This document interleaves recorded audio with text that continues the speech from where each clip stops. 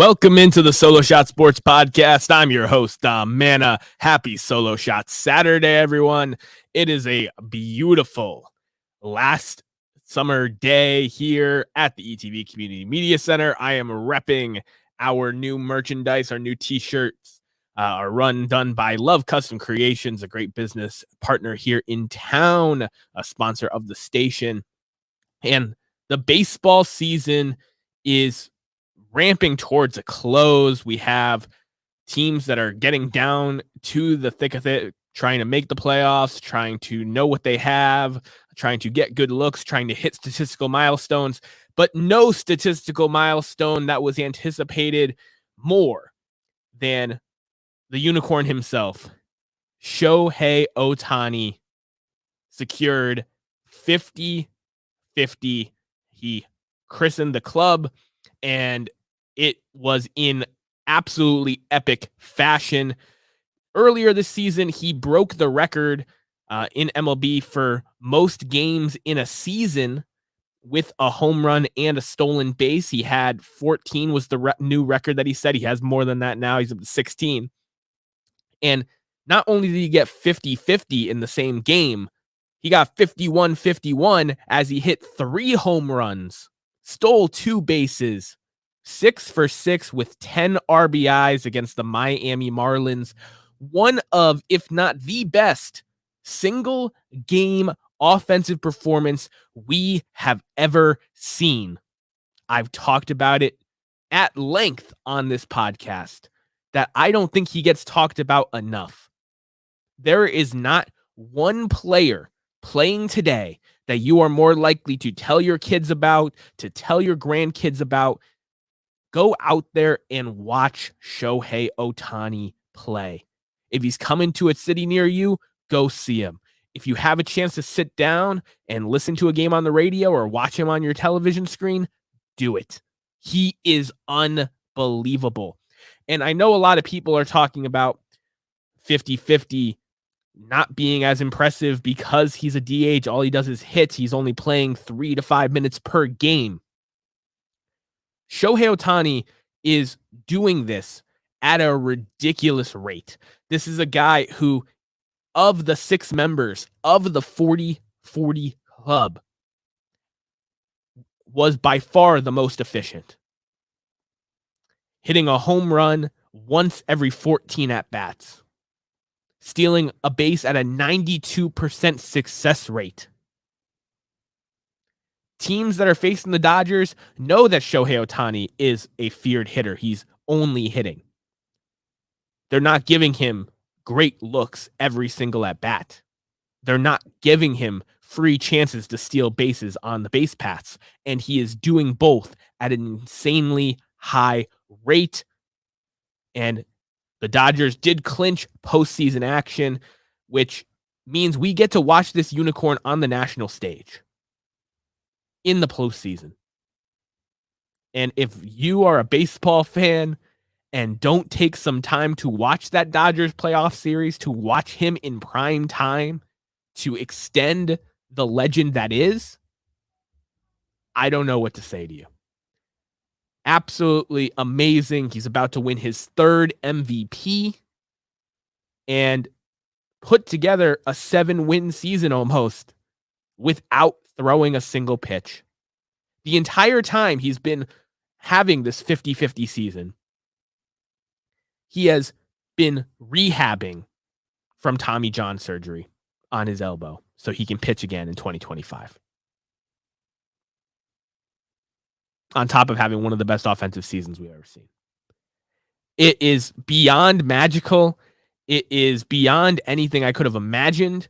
And I understand a lot of people are saying that these new clubs, the 40-70 and the 50-50 club, didn't happen until the new rules were put in place to have the slightly bigger bags, to have the rule about throwing over to first base, having the pitch clock. But to be completely honest, there's only a couple elite players that are putting up these gaudy numbers. And even if the new rules were not in place, they'd still be top of the league in stolen bases.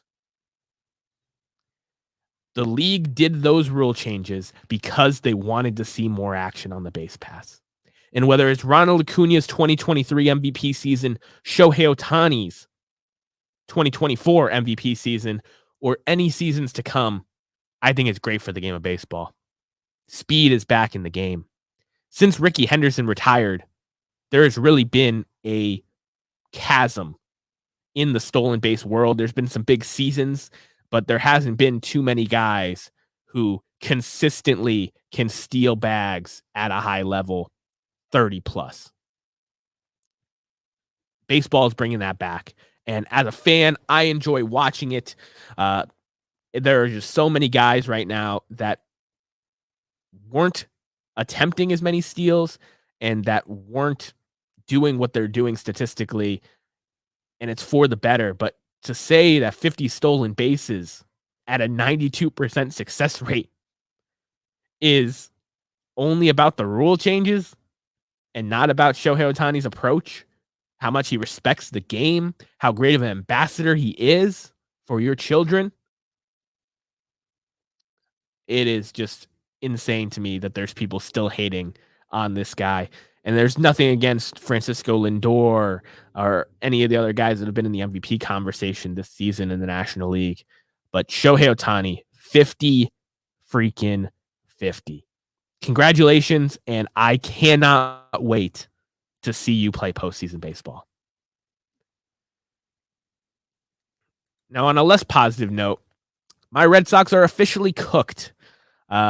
Rafael Devers had another flare-up with his shoulder the other day, and Alex Cora said that it's not good. It's likely it for him this season, and it's likely it for the Red Sox season. They had a really good chance about a month ago to catch the Twins for that third wildcard spot, but instead they have now fallen behind both the Mariners and the Detroit Tigers, and it's just not looking good for them. They're 4.5 games out of that third wildcard spot with 3 teams ahead of them. It's basically over for the Boston Red Sox in 2024, a year that I did not have super high expectations coming into, a year that was documented for a Netflix documentary. I know a lot of people have forgotten about that.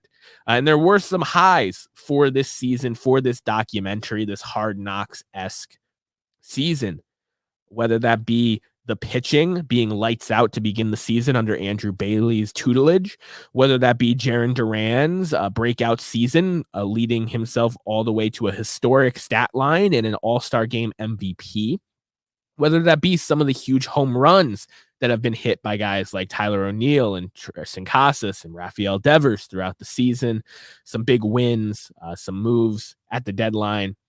But this Red Sox season, I wanted them to be playing competitive games in September. And at the very beginning of September, they kind of were. But at this point, the Red Sox season is cooked. And I just want to thank Alex Cora for believing in this team, for signing that extension. It's because it gives me hope going forward that this team is going to compete. It is going to get better. Roman Anthony is now the number 1 prospect in all of baseball. And there's other guys like Marcelo Meyer and Kyle Teal coming way up the list as well. So the Red Sox future is hopefully bright. I'm just hoping that through this last couple of weeks of the season that they do not fall into last place. They do not have a huge gap between themselves and the Rays and the Blue Jays. So I'm just hoping that they can finish strong enough where it's not another consecutive last place season. But the Red Sox playoff chances are cooked. I appreciate them for giving me something to root for a big part of the summer. And I appreciate the way that this team is building moving forward with Alex Cora and Andrew Bailey at the helm. It gives me a lot of hope personally, and truly a season that will be documented for the ages and hopefully is the turning point towards the next Red Sox championship core. Now, because the Red Sox are cooked, it is a 4-team race here for the last 2 wildcard spots in the American League. And I don't know which one of these teams wants it most, to be honest with you. The Kansas City Royals have been on a real skid. The Minnesota Twins have been barely clinging on to that 3rd wildcard spot. And the Mariners have been very wishy-washy all season. The Detroit Tigers have really come alive in the last 30 days. of these four teams, the team that I want to see in the playoffs the most is the Kansas City Royals. They are the most improved team in baseball. They actually spent money this offseason and at the trade deadline to bring in pieces. And Bobby Witt Jr. is a true superstar, one of my favorite players to watch in the game. He just became the first shortstop ever with back-to-back 30 home run seasons at 24 years of age. Francisco Lindor is trying to join that club as well this season. He's a superstar, and I want to see him in the playoffs. Out of the other teams there, the Minnesota Twins have been very disappointing. They've had a lot of injuries this season.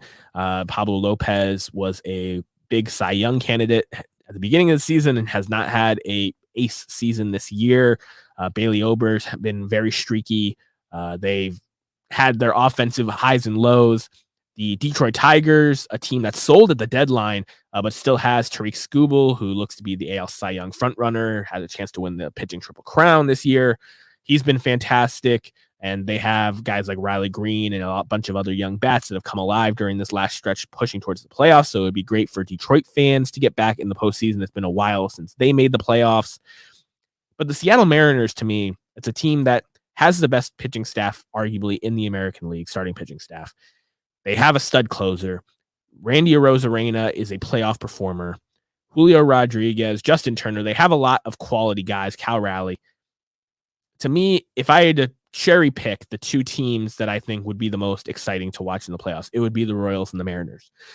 Unfortunately, for the Mariners, I do think one of those two AL Central teams will make it over them. And to be honest, with how the Minnesota Twins have played, I know their rotation is deeper than the Tigers, but the Tigers' playoff drought is longer, so I'd rather the Tigers just make it at this point. But all four teams are in it right now, and that's exciting for fans of those teams as we crunch down to the end of the season here. There's a 4-team race for the last 2 spots in the American League. The Orioles have that wild card spot locked up. They are not losing it, but those other 4 teams have a real chance there. And the AL Central, a division that, like I said on this podcast before, has really surprised everyone, has a chance to have 3 playoff teams when a lot of people were only expecting them to have 1. Some people were picking them to have 2. It has been really awesome. The Cleveland Guardians have done a great job holding off the surging Royals, Tigers, and Twins. Here at the Solo Shot Sports Podcast, we like to throw it back down the third baseline to this day in baseball history. And there were a lot of milestone moments on this day, September 21st. Throughout baseball, a lot of players won their 20th game of the season. A lot of future Hall of Famers in different years, Christy Mathewson, Warren Spahn, Phil Niekro, etc. But there was a pitching moment to me that was the most magical. And it's a milestone club that appears to be dead. But on this day, Hall of Famer John Clarkson won his 300th career game. Now, I know what a lot of you at home are saying. Who is John Clarkson? John Clarkson is considered by many to be the greatest pitcher of the 1800s. I know there's a lot of people that are on the Tim Keefe train as well. Those 2 guys are very much up there. Old Hoss Radbourn as well deserves a mention. There's a lot of great pitchers during that era. But John Clarkson is a guy who has a really interesting story here that I'm excited to share with y'all. And he is a guy who, unlike most baseball players in that day and age, actually came from a well-off household. He was not a poor guy that was trying to work his way out of poverty and into professional baseball. His father, who did a lot of great things, was a watchmaker and sold different watches and different things in that time and did very well for himself. He had 7 kids. John had 4 brothers and 2 sisters. 2 of John's brothers actually pitched in the major leagues as well. And I think a big part of that, and a little known fact about John Clarkson, is that his father actually was colleagues in the watch industry with Harry, with one of the founders of baseball. And it was truly then, I think, when John Clarkson's baseball dreams became a reality, because this is a guy who comes from a lot of money, doesn't have to work for as many things, but he sees this really cool budding thing with the major leagues, with professional baseball. And John Clarkson took right to it. He played amateur baseball, played for his high school, and developed himself into a pitcher. He was originally a catcher and a pretty good hitter at that. John Clarkson actually finished his major league career with 24 career home runs, which for a pitcher, that was the career record for decades after he played. He was one of the greatest hitting pitchers of all time because he had that background as a catcher and as a hitter. But he was truly a guy that revolutionized the game and did a ton of great things throughout his career. Cap Anson, who's one of the greatest hitters of the day, and also managed John as well later on in his career for the White Stockings, quoted that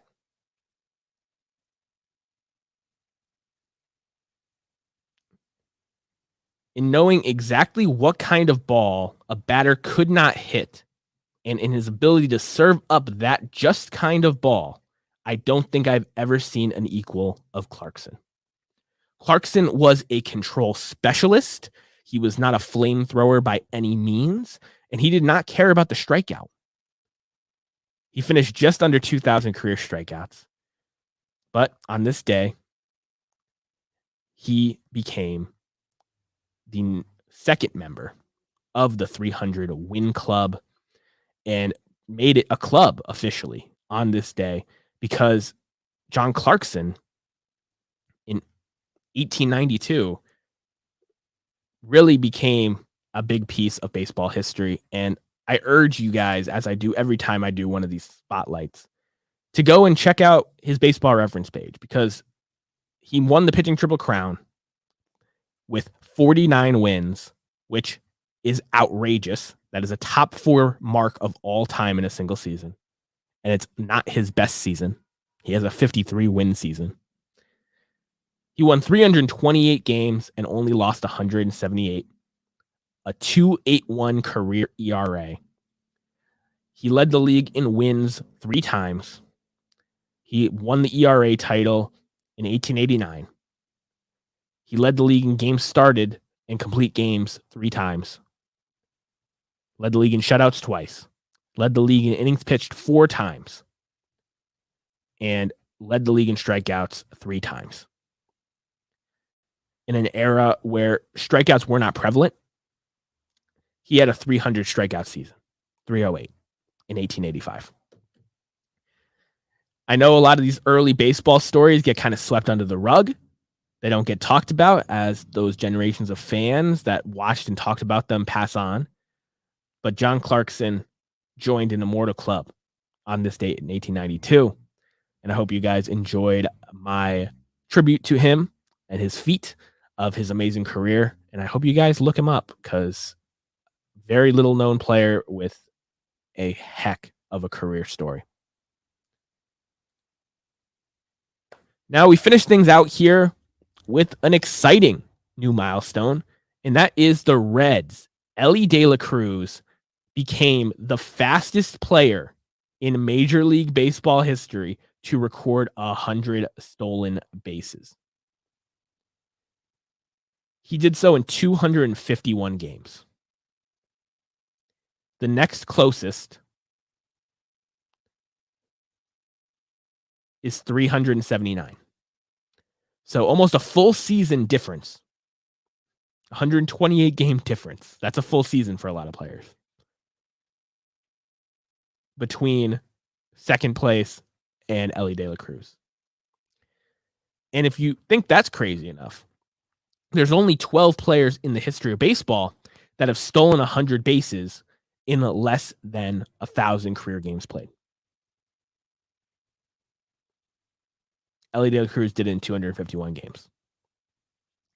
Now, I know, just like the 50-50 conversation, Ellie De La Cruz's 2 major league seasons have conveniently been part of these new rules with the bigger bases and the lack of throwovers and pitch clock and different things. But who else has stolen 100 bases in their last 251 games? Not many players. Ronald Acuna Jr., because of that 70 stolen base season, probably up there. But it is truly, truly amazing that Ellie De La Cruz, who I had some doubts about in year 2, I thought that teams would start to adjust to his playing style. He seemed very raw, but he's coming out and had a really, really awesome 2024 season, sophomore season, made the All-Star game, was super gracious at the All-Star festivities, talking about his heroes and how much of a dream this is for him and how great of a season it's been. He's had a 5-win season with 153 hits, 24 home runs, batting .260, and he's hit 34 doubles, 9 triples, driven in 70 runs. He's only been caught stealing 16 times with the 65 stolen bases this year. The one thing that I think was kind of factored in for me is he does lead the league in strikeouts right now, 206 strikeouts to only 69 walks. He's going to have to cut down on the strikeouts going forward, but I do think the future is bright for Ellie De La Cruz, the guy who has a 121 OPS plus this season. He's been phenomenal and should be the face of the Reds for years to come. I appreciate every one of you who decided to spend part of your Saturday morning here with me. If you enjoyed the show, make sure you like that video, subscribe to the YouTube channel, and turn on that notification bell so you don't miss me when I go live here on Solo Shot Saturdays. Hope you guys enjoy another great weekend of weather here as we get the end of summer out of the way and into fall. Football is in the air. We have another week of great NFL football matchups. And going forward, just have a great week. This is Dominic Mann, and I'll catch you guys next time.